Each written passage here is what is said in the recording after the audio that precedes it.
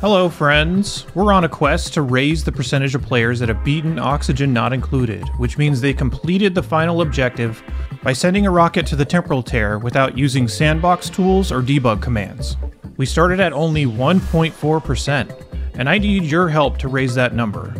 This video and many others will be dedicated to helping players finish the game, and if you do, you can send me your save file using the form in the description, and I may show it off in an upcoming video. With that said, let's get started. Hello friends! The topic I see requested all the time, and still to this day, one of my most frequently viewed videos is how to solve some common mid-game problems. Yes, I already have that video out there, but I do realize that it's quite old and probably doesn't answer some more modern concerns about the mid-game. So after sifting through a lot of comments, and thank you very much for letting me know what you're having a hard time with, I think this topic is more involved than just solving a few simple problems. This video in particular is going to be one of a few about mid-game issues, so let's start by identifying some different aspects of the mid-game that I think are the reasons players get stuck and can't progress any further. As a quick disclaimer, every asteroid variant is going to present different issues, and you may need to do some of the things I'm going to outline in a different order.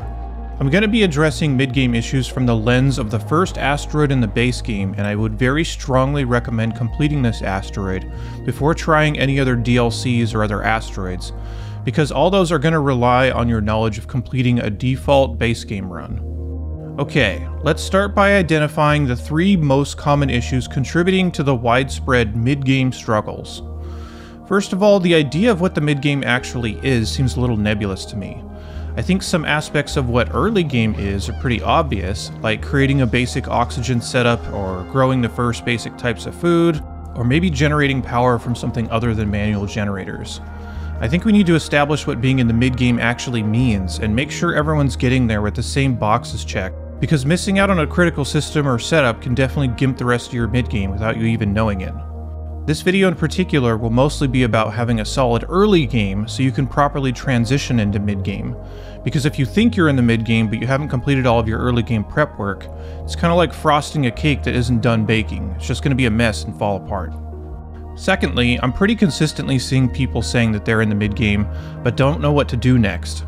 Getting stuck and feeling aimless can be very discouraging, particularly to players who have tried several things and still find themselves managing a struggling or failing base afterward. We'll cover a series of objectives to solve in the mid-game in the next video. Lastly, a lot of people say the mid-game can get boring because it's either too slow or the later game systems aren't all that interesting. I think this topic is very under-discussed, so we're going to talk about how to make that part of the game more fun, helping your computer's performance and outlining everything that would need to be done in order to complete the game. This will also be covered in a future video. So with that said, let's establish what the mid-game actually means and make sure your base is truly ready to start tackling mid-game tasks. I already mentioned that a first oxygen source, a first food source, and a first power source are obvious things to have up and running before you can be considered in the mid-game. Usually these are things like producing oxygen from algae, growing mealwood, and using coal generators, but they can vary depending on what map you're playing on. On a forest biome start, it could be oxyferns, mealwood, and wood generators. Either way, being able to generate oxygen, food, and power is important early on, even if it's not fully sustainable yet. I'd say sustainability is more the theme of the mid-game, whereas something like foundation is the theme of the early game. These three things are definitely the foundation of your base. Generating food, oxygen, and power will burn resources, so let's talk about reducing those resource burn rates.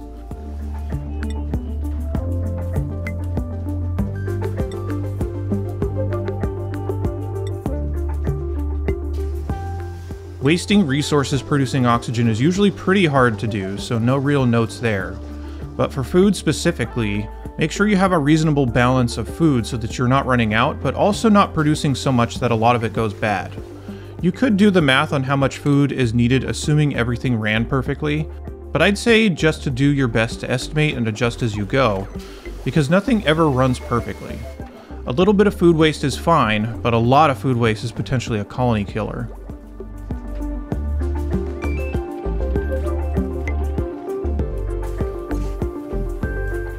A small note I have about early game oxygen is that polluted water will off-gas into polluted oxygen for free, which can be cleaned using sand and deodorizers. Algae isn't the only source of oxygen in the early game, so putting all of the natural resources around the map to use is a good idea.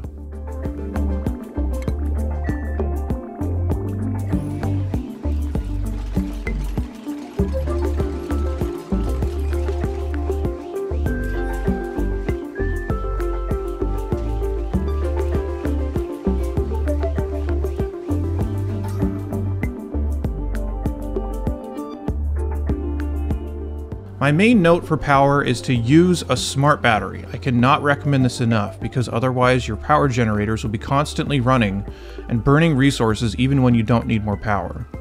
Smart batteries will save a ton of coal or wood or whatever you're burning in the early game to assure that you don't run out for a long time.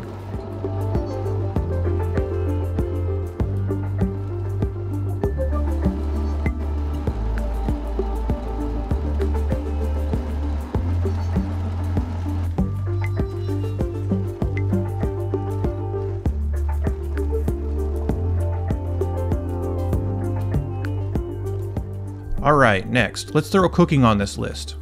I don't cover cooking a lot, but we probably should here. The whole idea behind cooking should really only be two things. One, getting more calories out of the food you're already growing, and two, making the food last longer by cooking it.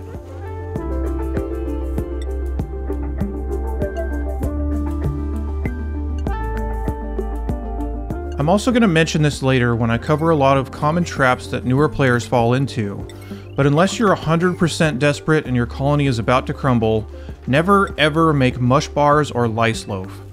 Both of them are a huge waste of water, and there are way more efficient foods out there.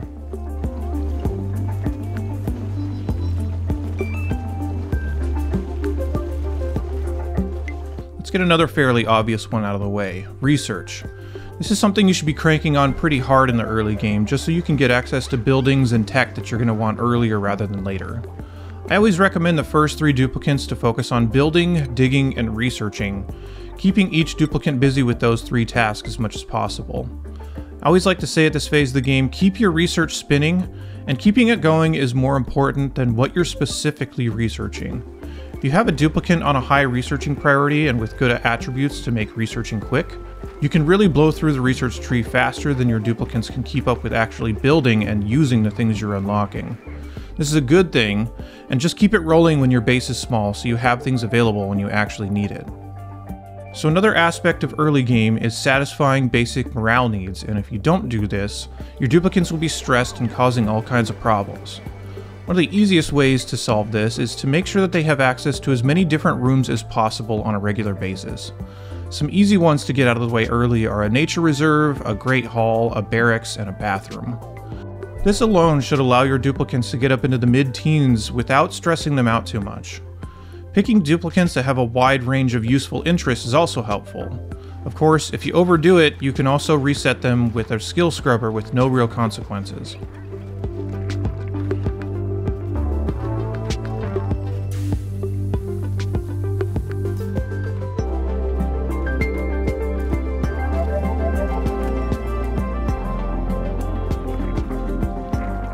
Let's also get into a whole category of tech in the early game that too many players skip, which is shipping.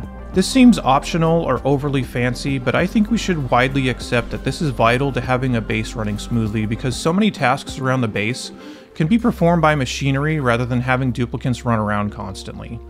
The basic principle that I'll repeat is that you want as much duplicant time spent on things that only they can do, like building stuff or operating buildings or researching, cooking, etc. Shipping in particular can easily take care of a lot of their tasks, such as cleaning up the map, loading buildings with coal, algae, or food, supplying nutrients to plants, moving supplies closer to duplicants, all kinds of stuff so they don't need to travel so far to do things.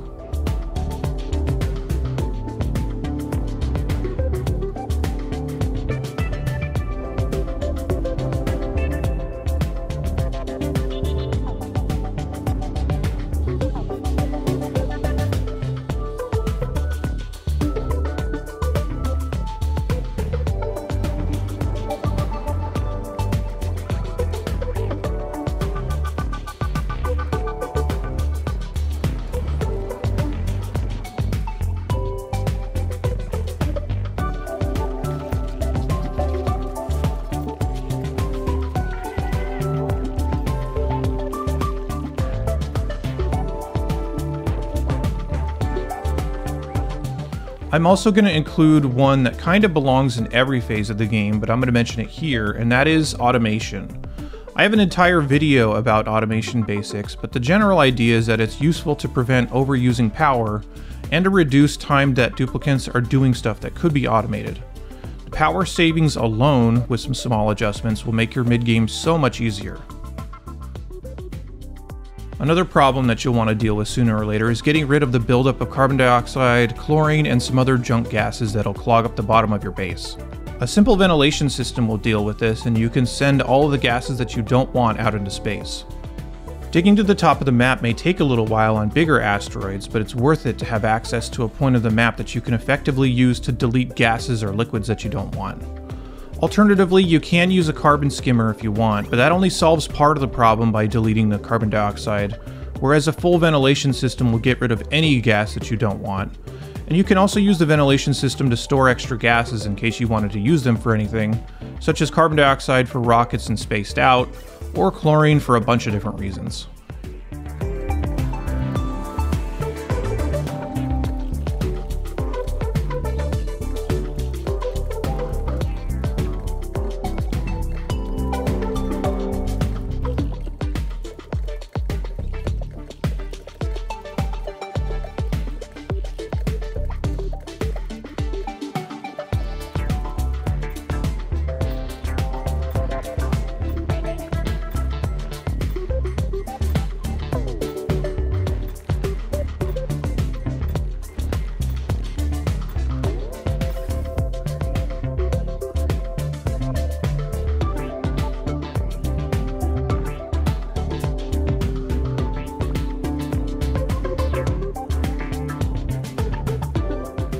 Another thing we should include here is ranching. This is important to get started early because it'll produce some of the basic resources that'll make your power or food more sustainable in the long term. It'll also produce meat and eggshells as a byproduct, which will both be very useful as the game progresses. I do have standalone videos on ranching hatches with more stuff to come soon. This is where the line between early and mid-game starts to get a little blurry to me, but I think we have a few more that we can throw in early game. Let's address one that I'll call ice cooling. A majority of the maps will have an ice biome somewhere near the starting location, and it provides two extremely useful things at this phase of the game: sleet wheat and ice. The sleet wheat is a very strong component in a lot of cooking recipes, and harvesting it naturally from these biomes will be useful for a really long time. But let's focus on the ice. Sometime in the mid-game or early game, depending on what map you're on, your base is going to start to heat up, which will start putting your food under threat. Plants can only grow at certain temperatures, and unless you get a basic cooling system up, you may be stuck unable to grow food, which means your colony is not long for this world. An ice cooling system can be established by taking some of the starting pits of water, putting some shipping or storage bins in it, and sending ice there in small quantities. As the ice melts, it produces more water, and it makes the existing water colder so that you can circulate it around your base and keep your plants and other buildings cooled down.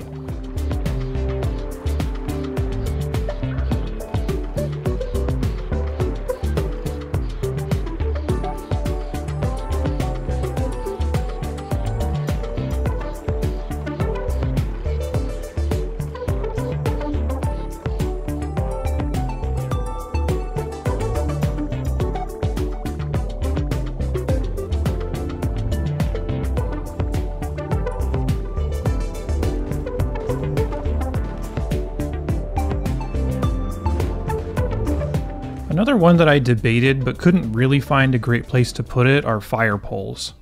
These are something that's kind of like the smart batteries, where you absolutely want these to help your duplicants move around the base better, but it's not like an explicit build or anything. You just kind of put some fire poles in where you have ladders and your duplicants will just move faster, so I think this is good to do here.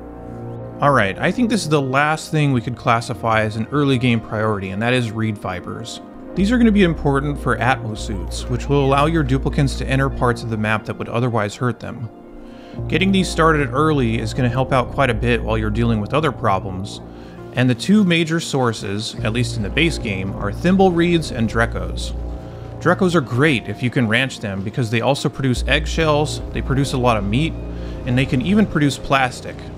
Between the two, I'd recommend Drekos, but Thimblereeds and getting your plastics somewhere else is also totally viable.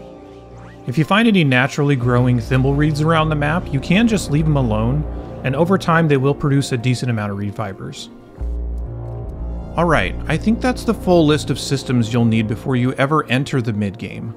Like I mentioned, this is only one phase of the game, and we'll cover what you're going to need in the other two phases in future videos. This set of videos is effectively a list of things that you'll need to solve in order to have a stable colony throughout your run, and we'll cover some of these topics in standalone videos. The next parts of this series will be out very soon, or might already be out by the time you're watching this, so check them out. Let me know if you have any questions, or if you think something else should be added to the list. Thanks for watching, and I'll see you in the next part.